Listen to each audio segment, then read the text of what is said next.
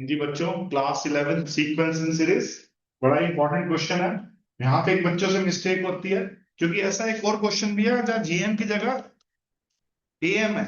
वो अलग है, वो भी मैंने रिकॉर्ड कर रखा है, और यहाँ पे जीएम है। तो वो मिलता जुलता है, एक बार देख लेना, गलती मत करना। हम क्वेश्चन तो कर लेते हैं, लेकिन हमें ध्यान रहता नहीं, हम कर कुछ और कर देते हैं। तो बड़ा ध्यान से करना है क्वेश्चन। जीएम है ये, ए और बी का। अच्छा, ए और बी का वैसे जीएम कैसे निकालते हैं? दो नंबर का root A B. Yes no? दो नंबर का जीएम क्या होता है? Root A B. और वो जीएम हमें ये दे रखा है, तो रूट ए बी को ए की पावर है। जिसको जीएम के कंसेप्ट नहीं पता, वो मेरे वीडियोस देख लेना। अभी तो मैं पूरा एन का वैल्यू निकाल रहा हूँ यहाँ पे, ठीक है? ये आ जाए, कोई दिक्कत हो तो बता दो, ठीक है ना? तो रूट ए बी का मतलब क्या है बच्चों? ए बी की power half. Root A B का क्या मतलब है? ए बी की पावर हाफ। जगह कम है तो मैं यहीं पे इसको ए बी की पावर हाफ लिख दूं, तो कोई फर्क नहीं पड़ेगा, ठीक है बच्चों? ए बी पूरे की पावर हाफ, और ये हाफ ए पे भी आ जाएगा और बी पे भी आ जाएगा। समझ आ गया अच्छे से? अब हम क्या करेंगे बच्चों? Cross multiplication. अब हम क्या करेंगे बच्चों? Cross multiplication. ध्यान रखना। अब मैं क्वेश्चन यहाँ पे कर देता हूँ साइड में। ये पूरा इससे जाके मल्टीप्लाई होगा, ध्यान रखना।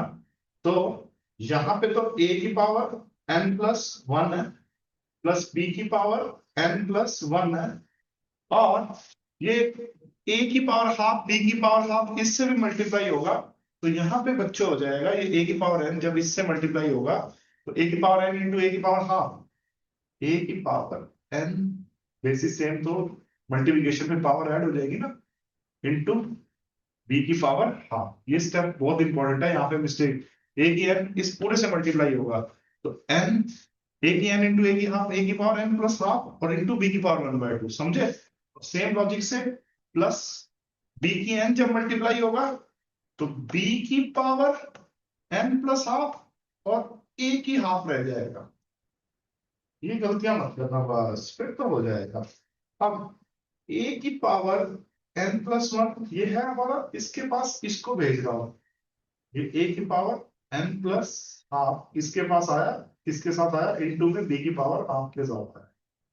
और ये जो इस तरफ है, बी की power N plus half into A की हाफ में से ये वाला माइनस कर दे, बी की पावर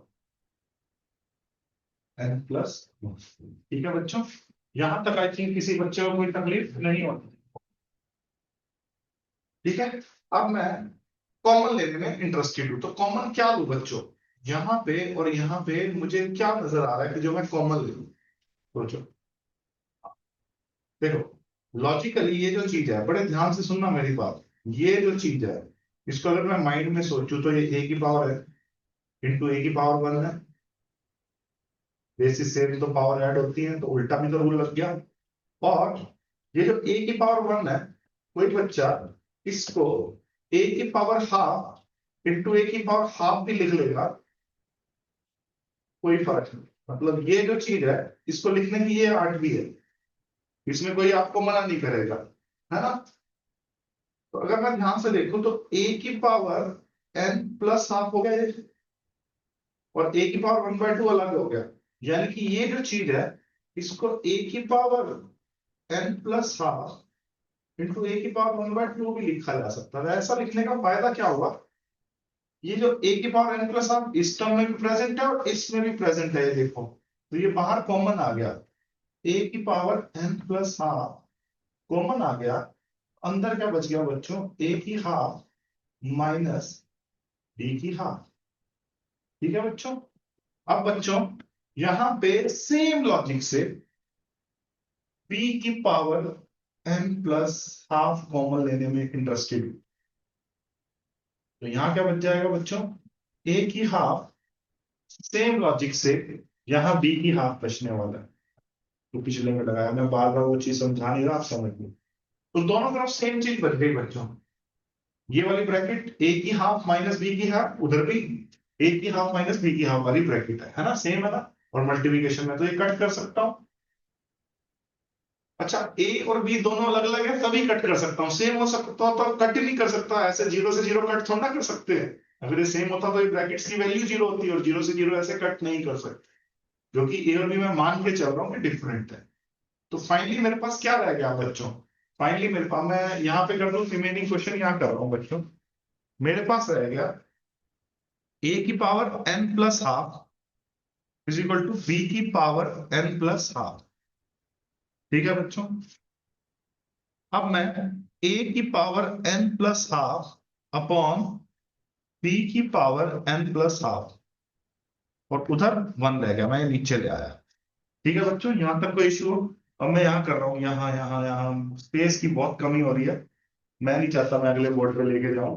अब आपको ये पता है, अगर x square upon y square होता है, तो उसको मैं एक्स बाय वाई पूरे का स्क्वायर लिख सकता हूँ, ये तो हमने 9th क्लासेस में पढ़ा। तो एन प्लस हाफ ऊपर भी है, एन प्लस हाफ नीचे भी है, तो मैं इसको ए बाय बी पूरे की पावर एन प्लस हाफ लिख दूं, तो कोई तकलीफ नहीं होनी चाहिए, और उधर one.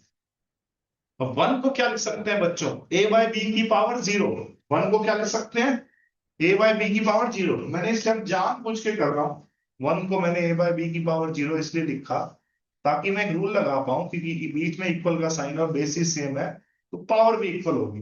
N plus half zero के इक्वल हुआ, एन प्लस हाफ जीरो के इक्वल हुआ, तो एन की वैल्यू -1/2 आ गई। एन की वैल्यू क्या आ गई बच्चों? -1/2। ध्यान रखना, ये माइनस छिप रहा है। ठीक है, एन की वैल्यू -1/2। ठीक है, समझ आ गया बच्चों अच्छे से? Most most important.